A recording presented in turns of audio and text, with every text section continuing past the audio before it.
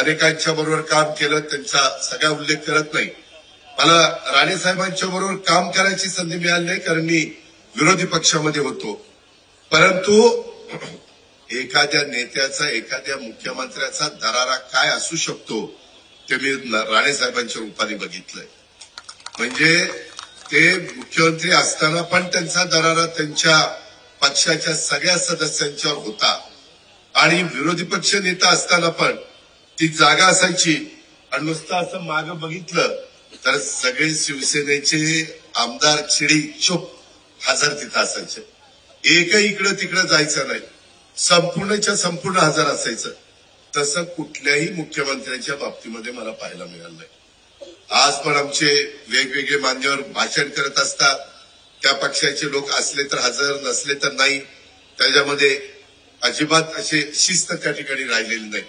परंतु प्रशासनावर पकड कशी असली पाहिजे, प्रशासनावर दरारा कसा असला पाहिजे, काम कशा पद्धतीने उरकायचं असतं, हे महाराष्ट्राला हे निश्चितपणे राणेसाहेबांच्या रूपाने आपल्याला सगळ्यांना पाहायला मिळालं.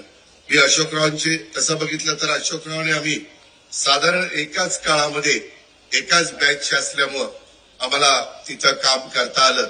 आणि त्याच्यामुळं बऱ्याचदा मी आता ते काढत नाही, परंतु अशोकरावांच्या आधी मुख्यमंत्री असताना काही गोष्टी तिथं चर्चा व्हायची आणि त्यावेळेस मी अशोकरावांकडे बघायचो आणि अशोकराव माझ्याकडे बघायचे.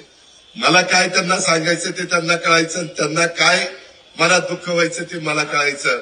परंतु अशोकराव अनेकदा तुम्हाला आठवत असेल मी बाकीचं बोलत नाही, कारण ते त्यांना मलाच माहितीये, तुम्ही किती डोकं खाजवलं तरी काही तुम्हाला कुणाला कळणार नाही. पण तेव्हा त्यांना ते खूप खंत वाटायची. ते मी अतिशय जवळनं बघितलं. त्यांनी पण त्यांच्या परीनं त्यांना कारकीर्द कमी मिळाली. कधी कधी काही राजकीय नेत्यांच्यावर अशा प्रकारचे काही आरोप होतात, त्या आरोपात तथ्य नसतं, ते फार नंतर उघड पडतं किंवा नंतर त्याचा तपास लागतो. परंतु त्यांना त्यांची किंमत ही मोजावी लागते आणि त्याच्यावर त्यांनाही कमी कारकीर्द तशी साधारण 2 वर्षाचीच अंदाजे मिळाली, 2-2.5 वर्षाची कारकीर्द मिळाली.